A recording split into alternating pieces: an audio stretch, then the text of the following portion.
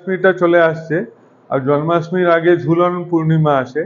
আর আহ, এই যে মাসটা কৃষ্ণেরই মাস বলা হয়। কৃষ্ণের জন্ম হয়েছিল গভীর রাতে, তখন বৃষ্টি এসছিল, খুব বাঢ় এসছিল। এখনো আমরা অনেক সময় দেখতে পাই যে জন্মাষ্টমীর দিনে খুব বৃষ্টি হয়েছে, খুব বাঢ় এসছে। জন্মাষ্টমী যেহেতু আসছে, আমরা সেই জন্য কৃষ্ণের শো করেছি। কৃষ্ণ আমাদের একটা ঠাকুর, এমন একটা ঠাকুর সবার মনে বসে আছে। বৃন্দাবনের কালো ছেলে আমার মনটা কেড়ে নিলে। এই বৃন্দাবনের কালো ছেলে এই কৃষ্ণ, কৃষ্ণকে কৃষ্ণ বলে, কালো বলে, কৃষ্ণ বর্ণ বলে কৃষ্ণ বলে। কৃষ্ণের অনেক রূপ আছে। কৃষ্ণকে বাল রূপে দেখানো হয়েছে, বাঁশি বাজাতে দেখা হয়েছে, কৃষ্ণকে অর্জুনকে গীতা দিতে দেখা হয়েছে। তো কৃষ্ণ, এখানে আমরা কৃষ্ণের অনেক রূপ দেখিয়েছি, আশা করি আপনাদের ভালো লাগবে।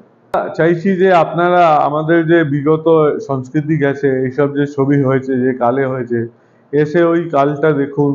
আমাদের ছবির ধরন কি রকম ছিল, আবার কৃষ্ণকে কত ভাবে দেখানো হয়েছে সেটা আপনারা দেখতে পাবেন। আবার কৃষ্ণ ঠাকুর, আগে আমাদের হিন্দু ধর্মে দর্শন একটা বিরাট ব্যাপার আছে। কোনো ভগবানের মূর্তি বা ফটোকে দর্শন করা খুব ভালো মনে হয়। এটাকে দর্শন ভেবে আপনারা আসুন, এখানে দর্শন করুন। আর চিত্রকূটের পাশেই বিড়লা মন্দির আছে, যেখানে কৃষ্ণের মন্দির আছে। আপনারা এখানে এসে কৃষ্ণের ছবি দেখে ওখানে যেতে পারেন।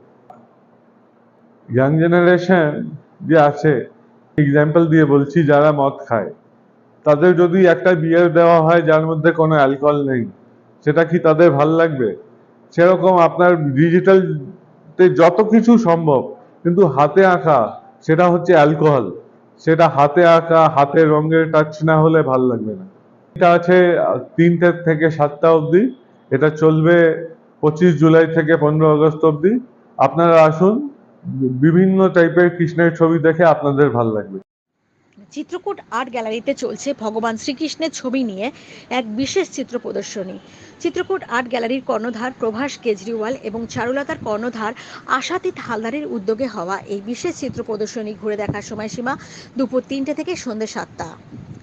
বাংলার পটচিত্রে যেমন শিব পার্বতী, গণেশ, লক্ষ্মী, মনসা, বনবিবির মতো লোকদেবী ও লোককথা উঠে আসে, ঠিক তেমনি উড়িষ্যার পটচিত্রে দশ অবতার জগন্নাথ, সুভদ্রা, বলরামের ছবি প্রাধান্য পাওয়ার পাশাপাশি উঠে আসে কৃষ্ণের লীলা খেলা। শ্রীকৃষ্ণ যেখানে ধরা দিয়েছেন কখনো শ্রীনাথজির রূপে, আবার কখনো তার সঙ্গী দুধেল গাই গোপিনী কুঞ্জবনে, আবার কখনো অন্য রূপে। চিত্রকূট আর্ট গ্যালারিতে হওয়া এই প্রদর্শনীতে এলে কৃষ্ণের বিভিন্ন রূপে দেখতে পাওয়া যাবে ছবি। তাই উদ্যোক্তারা শহরের বিভিন্ন চিত্রপ্রেমীদের অনুরোধ জানিয়েছেন এই প্রদর্শনী একবার ঘুরে দেখার।